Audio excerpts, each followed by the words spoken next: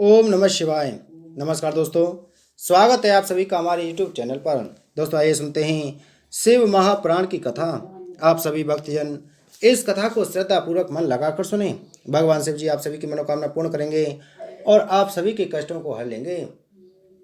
ब्रह्मा जी बोले, हे नारद, विष्णु जी की आज्ञा अनुसार गरुण शिव जी के समीप पहुंचे। उस समय शिव जी ने उनसे पूछा, हे गरुण, तुम कहाँ से आ रहे हो?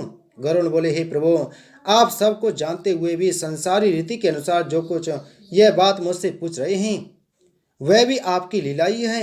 इतना कहकर गरुड़ ने योगिनी गण गणेश जी, ब्रह्मा एवं विष्णु जी की सब कथा शिव जी को कह सुनाई और बताया कि इस समय मुझे विष्णु जी ने आपके पास भेजा है। हे नारद, गरुड़ की बात सुनकर शिव जी अत्यंत प्रसन्न हुए तथा गिरजा भी आनंद मग्न हो गई। शिव जी के सब गण परम प्रसन्न हुए। तदुपरांत शिव जी ने गरुड़ से इस प्रकार कहा, हे गरुण, तुम हमारे परम हितैषी हो। अब तुम्हारी जो इच्छा हो वह हमसे वर मांग लो। श्री शिव जी के मुख से ऐसे वचन सुनकर गरुड़ ने कहा, हे प्रभु, मैंने आपके चरणों के दर्शन प्राप्त किए। इससे बढ़कर अन्य किसी भी वस्तु की मुझे इच्छा नहीं है। अब आप मुझ पर इतने प्रसन्न हैं तो मुझे यह निश्चय हो गया है कि मैं आपकी माया के बंधन से मुक्ति प्राप्त कर चुका हूँ। मेरे लिए यही सबसे बड़ा वरदान है। हे स्वामी, यदि आप प्रसन्न होकर मुझे कुछ देना ही चाहते हैं तो मैं आपसे यही मांगता हूँ कि मुझे आपके चरण कमलों की भक्ति प्राप्त हो। हे नारद, गरुड़ से ऐसे श्रेष्ठ वचन सुनकर शिवजी ने मस्तु कहते हुए उन्हें अपने हृदय से लगा लिया। तदुपरांत शिवजी ने सब लोगों को बुलाकर काशी चलने की तैयारी की। उस समय मंदराचल पर्वत अत्यंत दुखी होकर शिवजी के चरणों में गिर पड़ा और हाथ जोड़कर कहने लगा, हे प्रभु, आप मुझे इस प्रकार त्याग कर मत जाइए। मंदराचल की प्रार्थना सुनकर शिवजी ने उत्तर दिया, हे पर्वत श्रेष्ठ, तुम अपने मन में चिंता मत करो। हम तुमसे अत्यंत स्नेह करते हैं और यह विश्वास दिलाते हैं कि तुम्हें कभी क्षण भर के लिए भी नहीं भूलेंगे तथा लिंग रूप होकर यहाँ सदैव स्थित रहेंगे। इस प्रकार बहुत कुछ समझा बुझाकर शिवजी ने मंदराचल के हृदय का दुख दूर किया और लिंग रूप धारण कर अपने एक अंश से स्थित हो गए। तदुपरांत शुभ लग्न का विचार कर शिवजी गिरजा तथा अन्य गणों सहित काशीपुरी को चले। चलने के पूर्व शिवजी ने गरुड़ को यह आज्ञा दी कि तुम आगे जाकर विष्णु जी को हमारे आगमन का समाचार दो। अस्तु गरुड़ वहां से चलकर सीधे विष्णु जी के समीप जा पहुंचे। जिस समय विष्णु जी अग्नि बिंदु को उपदेश दे रहे थे उसी समय गरुड़ ने पहुंचकर उनके चरण कमलों में अपना मस्तक झुकाया। ब्रह्मा जी बोले, हे नारद, विष्णु जी को प्रणाम करने के उपरांत गरुड़ ने उन्हें यह शुभ समाचार दिया कि शिवजी गिरजा जी तथा अन्य गणों सहित यहाँ पधार रहे हैं। इस संदेश को सुनकर विष्णु जी को अत्यंत प्रसन्नता हुई। उसी समय उन्होंने यह देखा कि शिवजी अपनी सेना सहित काशीपुरी में प्रवेश कर रहे हैं। उनकी भुजाएं सहस्त्रों सूर्यों के समान चमक रही थीं, जिनसे चारों ओर प्रकाश फैल रहा था। अनेक प्रकार की बाजे बज रहे थे तथा जय जयकार का शब्द हो रहा था।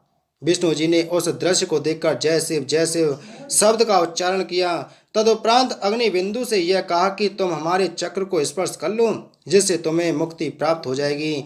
विष्णु जी की आज्ञा अनुसार अग्नि बिंदु ने जब चक्र का स्पर्श किया तो उसे मुक्ति प्राप्त हुई। तत्पश्चात विष्णु जी ने गरुड़ को भेजकर ब्रह्मा को बुलाया। साथ ही योगिनी गण, सूर्य तथा गणेश को भी ले आने की आज्ञा दी।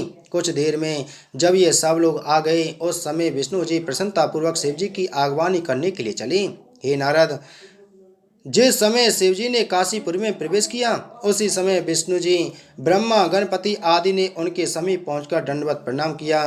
शिवजी ने उन सबको आशीर्वाद देकर प्रसन्न किया तथा गणपति का मस्तक सूंघकर उन्हें अपने आसन पर बैठा लिया।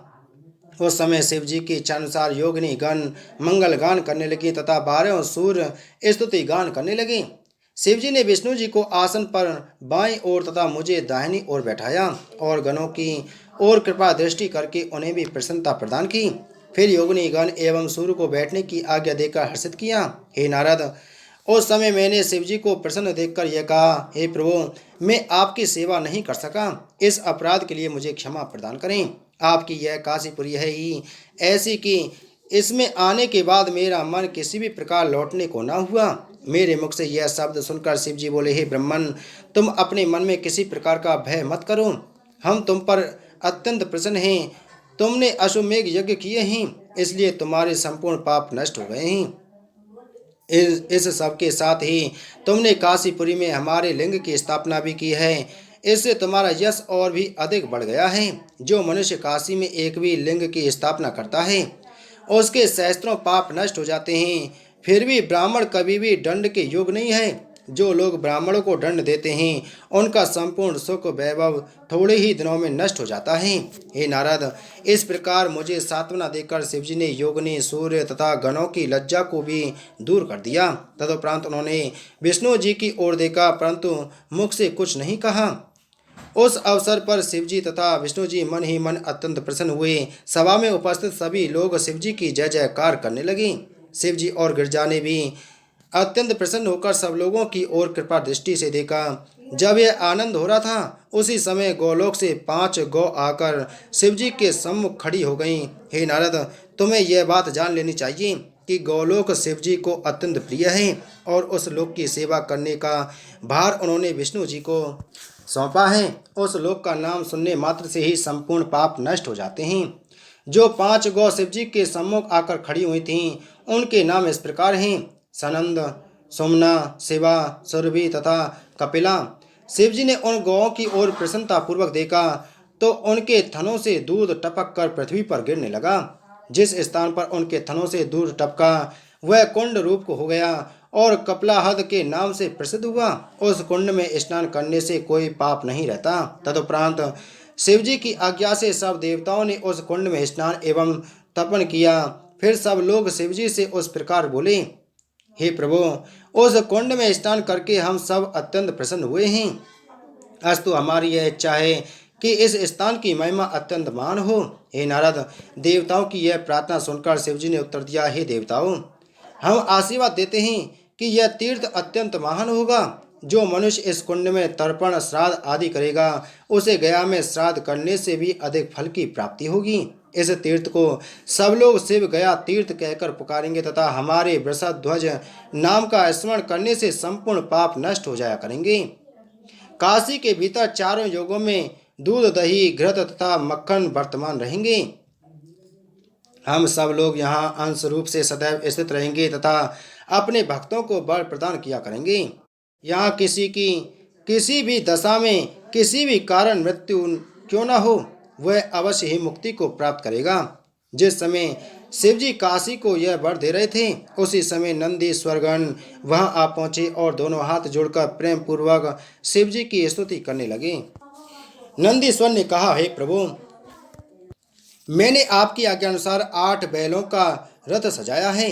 उन सभी बैलों के कंठ में घंटे बंधे हुए हैं। उनके साथ ही 8 घोड़े भी जो वस्त्रालंकारों से अलंकृत हैं रथ में जुते रहे हैं। सूर्य, चंद्रमा, पवन, गंगा, सरस्वती, ब्रह्मा आदि सब अपने अपने स्थान पर सुशोभित हैं। अस्तु, आप कृपा करके उस रथ पर विराजमान हों। इस प्रकार कहकर नंदीश्वर चुप हो गए। उस समय में विष्णु जी तथा अन्य सब देवता अत्यंत प्रसन्न हुए। शिव जी ने भी प्रसन्न होकर हम सबको पहले तो भक्ति का वरदान दिया, फिर चलने की तैयारी की। उस समय वेद माताओं ने शिव जी का नीराजन किया तथा अनेक प्रकार के मंगल मनाए। सब लोगों के कंठ से शिव जी का जय जयकार गूंज उठा एवं अनेक प्रकार के बाजे बजने लगे। तदुपरांत विष्णु जी ने शिव जी को हाथ पकड़कर आसन से उठाया और उन्हें रथ की ओर ले चले। हे नारद, उस समय की शोभा का वर्णन किसी भी प्रकार नहीं किया जा सकता। शिव जी के गण अपने अपने डमरू बजाने लगे। उसका शब्द संपूर्ण दिशाओं में भर गया। तदुपरांत तीनों लोकों के निवासी उस स्थान पर आ पहुंचे। हम उनका संक्षेप में वर्णन करते हैं।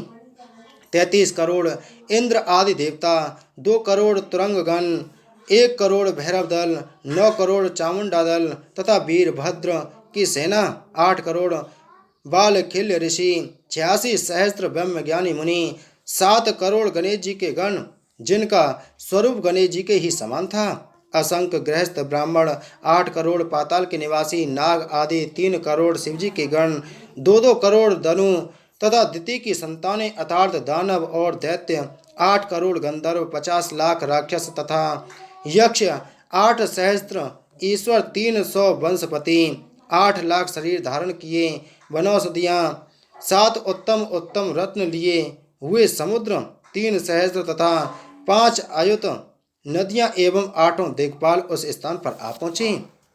हे नारद, ये सब शिवजी को देखकर अत्यंत प्रसन्न हुए तथा विविध प्रकार से उनकी सेवा करने लगे। उन सबको सेवा करते हुए देखकर शिवजी अत्यंत प्रसन्न हुए और उन सबकी ओर कृपा दृष्टि से देखकर आशीर्वाद प्रदान करने लगे। इसके उपरांत शिवजी उस रथ पर आरूढ़ हुए। गिरजा को उन्होंने अपने बाम भाग में बैठाया। जिस समय शिवजी गिरजा सहित रथ पर बैठे उस समय इंद्र आदि देवताओं ने उनकी बहुत प्रकार से स्तुति की। तदुपरांत शिवजी काशी के भीतर प्रविष्ट हुए। अपने शरीर काशी को देखकर उन्हें अत्यंत प्रसन्नता प्राप्त हुई। अपने मुख से जय काशी जय आनंद वन आदि शब्दों का उच्चारण करने लगे। स्नेह की अधिकता के कारण उनका कंठ गदगद हो गया। उस समय शिवजी के परम भक्त जैगी संद ने पर्वत की कंदरा से निकलकर शिवजी के दर्शन किए। शिवजी ने भी उन्हें अपने समीप बुलाकर प्रसन्न किया। तदुपरांत शिवजी काशी निवासी ब्राह्मणों का सत्कार करते हुए वरुणा नदी के समीप पहुंचे। वहां हिमाचल के बनाए हुए 2 मंदिरों को देखकर उन्हें अत्यंत प्रसन्नता हुई। फिर उन्होंने विश्वकर्मा को बुलाकर अपना भवन बनाने के लिए आज्ञा दी। उसे सुनकर विश्वकर्मा ने तीनों लोकों से सामग्री एकत्रित करके एक सुंदर मंदिर का निर्माण किया। शिवजी ने अपने पुत्रों गिरजा गणों तथा देवताओं के साथ अत्यंत प्रसन्नता पूर्वक उसमें प्रवेश किया। फिर उन्होंने सब लोगों का आदर सत्कार करके विदा कर दिया और आप गिरजा तथा परिवार सहित वहीं निवास करने लगे। हे नारद, शिवजी और काशी का यह आख्यान संपूर्ण पापों को नष्ट करने वाला है। इसको पढ़ने तथा सुनने से दोनों लोकों में सुख की प्राप्ति होती है। बोलो शिव महाप्राण की जय। बोलो शिव शंकर भगवान की जय।